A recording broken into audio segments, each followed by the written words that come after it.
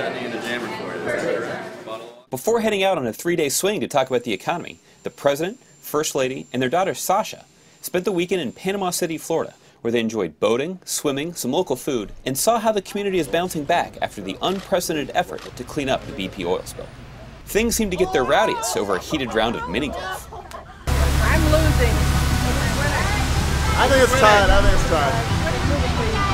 I'm sorry, who's winning? It's tied. The President, First Lady, and Secretary of the Navy, Ray Mabus, who had been tasked with overseeing the long-term economic recovery in the region, also took some time to meet with local small business owners to hear their concerns. On Monday, August 16th, President Obama left Washington, D.C. for a cross-country trip, highlighting the innovation that will spur American growth and meeting with the small business owners who make up the backbone of our economy. His first stop was in Milwaukee, where he took a tour and saw advanced energy storage solutions at ZBB Corporation. And the grid has difficulty, like on a hot day.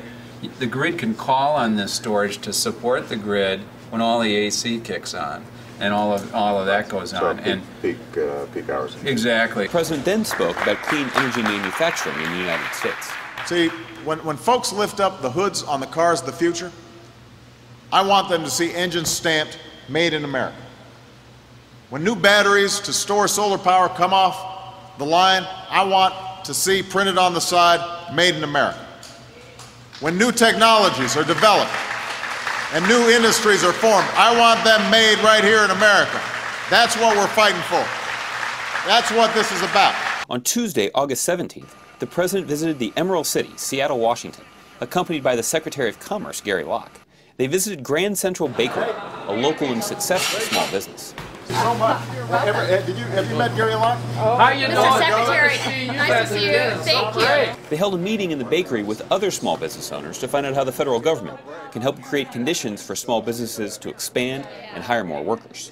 I want to go around the room and just kind of hear about what you're doing and how you think at this point for you to be able to take us to the next level, what would be most helpful. But when you listen to these three business owners and you talk to small business owners across the country, it's clear that we've got to do more. And that's why I'm urging the Senate, once again, to approve a jobs bill that will do two big things for small businesses: cut more taxes and make available more loans. After touching down in Columbus, Ohio, the site of the event the following day, the President greeted folks who'd come out to see Air Force One arrive. What do you think? Science. Excellent. We need science.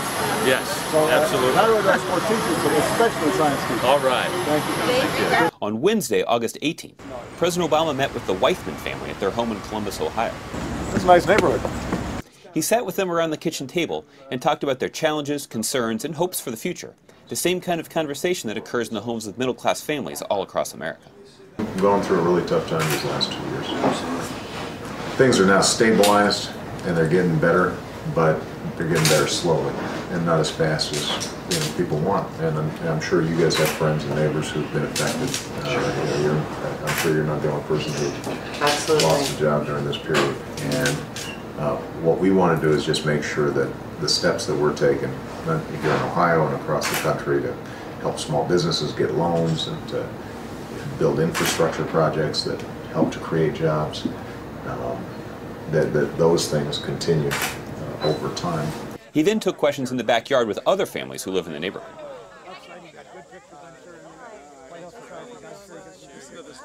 We can't go back to doing things the way we were doing them before. We've got to go forward. That's what we're trying to do. And hopefully, as we continue over the next several months and next several years, we're going to see a Columbus and an Ohio and a United States of America that is going to be stronger than it was before this crisis struck.